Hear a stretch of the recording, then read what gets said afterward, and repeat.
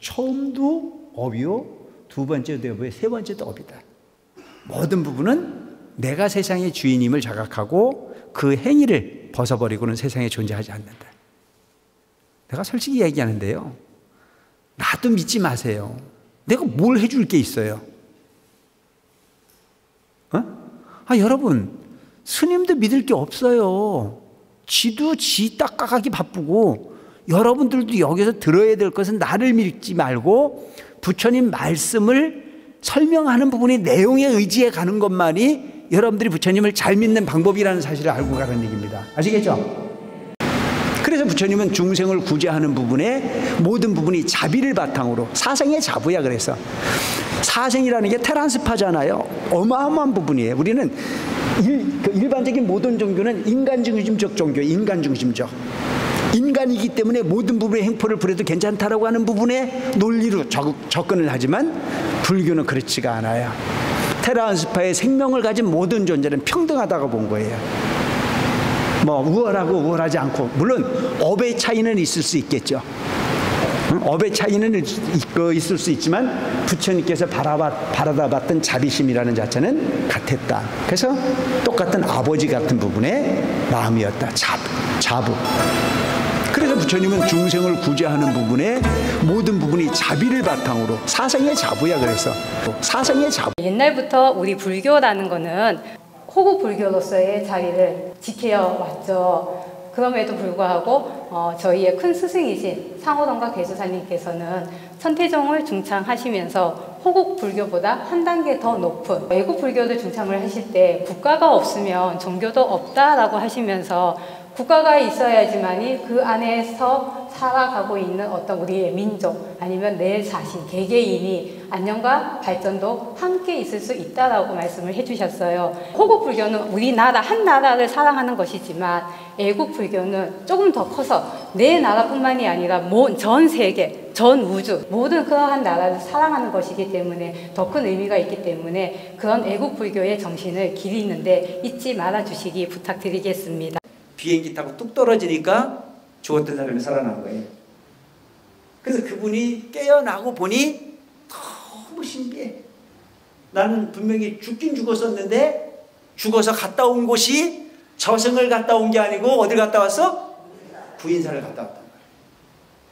그러니까 그 구인사를 가서 생시처럼 그분이 너무너무 또렷하게 보여주고 그 가르침을 받고 본인이 궁금했던 인생이 거기서 공부가 다 되고, 그러고 난 이후에 돌아오니 너무너무 기억이 생생하니까 물어봤단 말이죠. 이러이러한 곳이 있냐. 그러니까 있다고 그래. 그래서 물어 찾아가서 뵌 분이 상월 대주사님이세요. 그래서 대주사님을 친견을 하고 내가 이만저만한 곳에서 왔다고 그러니까 대주사님께서 먼저 다 하셔. 그런 일이 있었다. 네가 죽어서 혼이 나한테 와서 법문을 듣고 가르침을 받고 그런 일이 있었다. 자, 우리 집 밭을 멜 때는 하루에가 길어야 짧아요? 남의 집 품팔려고 와서 하루에는 길어야 짧아요? 엄청 길어. 요게 마음장난이란 말이죠. 혹자는 매년 백중천도제에 참여를 해야 되느냐라고 묻는 분도 있습니다. 그것은 혹 우리 중생이 부처님을 향해서 부처님과 같은 인격을 만들기 위해서 노력하는 과정을 어디까지 해야 되는 거냐고 묻는 것과 똑같다고 생각합니다. 우리는 부처님이 진리를 만나는 불자로서 가야 될 목적지는 부처님과 같은 인격이 완성되는 순간까지 포기하지 않고 가야 되는 것 자체가 불교 소행의 본질이듯이 바로 여러분들이 조보조상님들 마찬가지로 내 정성으로 그들이 부처님 가피가 또 그들이 깨달음의 어떤 그런 경지를 통해서 부처되는 그 순간까지 효를 다할 수 있는 마음을 내는 것 자체가 자식들 도리가 아닐까 싶은 생각을 합니다. 사실이란 말이죠. 그러니까 그런 상황이 벌어졌단 말이죠. 그러니까 그들이 잡아떼어도 안 되니까 그때서 이제 법을 설해달라고 하는 거예요. 우리가 잘못했습니다. 법통을 계승하신 그 스승이시여 우리들을 위해서 법을 설해달라. 그래서 그 환경 속에 나와서 첫 설법을 하는 게 뭐냐면 불사선, 불사악하라. 오늘 우리들이 이 세상이 시끄러운 이유가 뭐냐면 선악을 구분하기 때문에 시끄러운 거예요. 착하고 악한 거, 좋은 거, 나쁜 거, 큰 거, 적은 거, 좋은 거, 나쁜 거 다 판별을 하잖아요.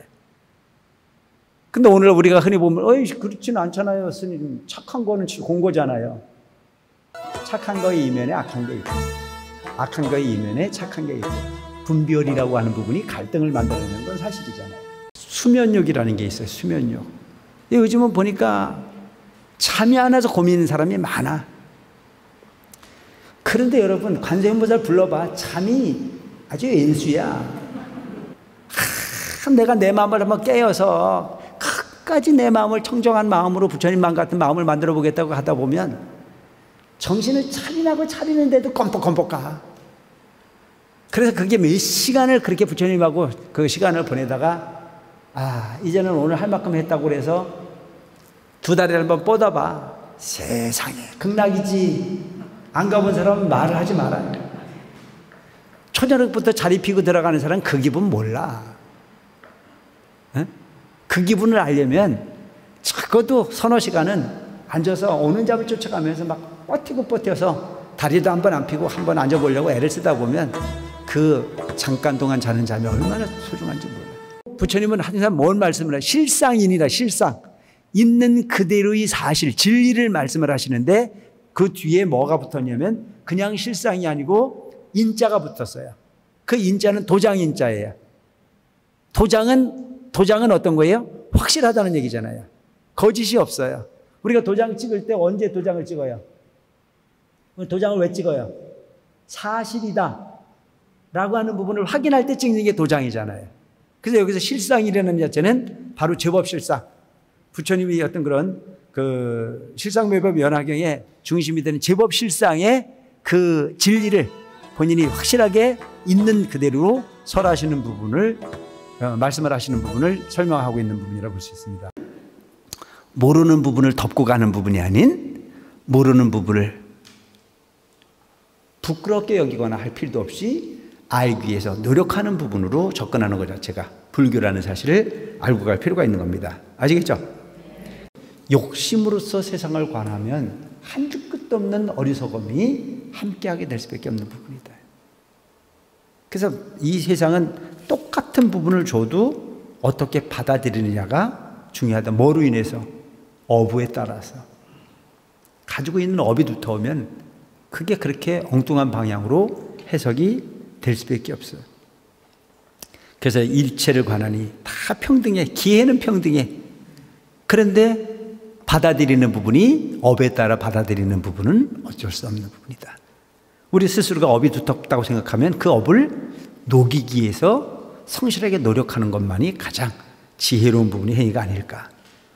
두 번째는 노건시라고 해서 화엄시의 다음인 12년간을 아함경을 설법하여서 노건시다 내지는 아함시다 이렇게 설명을 해요.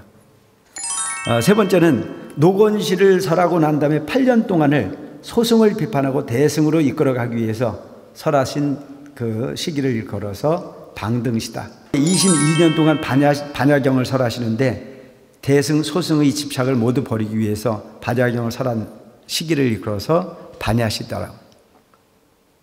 그리고 난 다음에 이제 우리가 지금 공부하고 있는 법화열반시 마지막 8년간 법화경의 일승 진실을 설법하고 최후의 하루 밤낮을 일컬어서 열반경을 설하신 그 시기를 일컬어서 법화열반시다.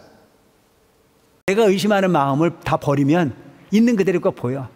근데 그 의심하는 마음을 버리지 못하면 거기에 내가 감겨가지고 오두가도 못하는 경우가 많이 생긴단 말이죠.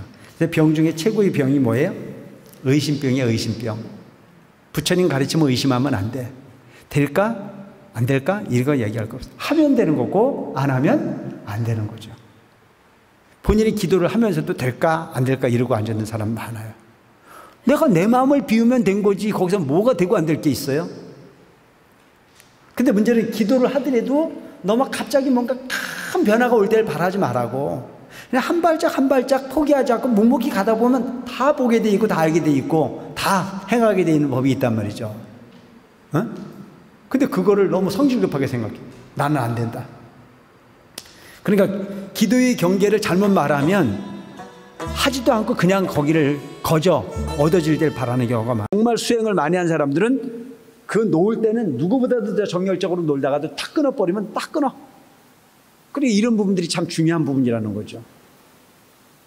부모 생전 효도를 하는 게 당연한 건데 부모 돌아가시고 난 이후에 옛날 추억을 떠올려가지고 맨날 울고불고 해도 소용이 있어 없어? 아무 가치가 없는 거잖아. 이게 바로 이런 거예요. 현실에 몰입할 줄 모르는 거야. 그러니까 우리가 불행한 사람이 어떤 사람이 불행하냐면 지나간 거에 시간 다 뺏기고 오지 않을 거에 근심하는 부분이 인생이 제일 불쌍한 인생이잖아요. 현재에 몰입하는 사람은 현재의 삶에 몰입하는 사람은 고요해요. 제 얘기에 동의하십니까? 과거에 끄들리니까 공상에 끄들려가는 거예요. 오지 않을 거에 미리 근심하다 보면 현실을 잊어버려요. 그럼 맨날 번뇌에 차 있는 거예요.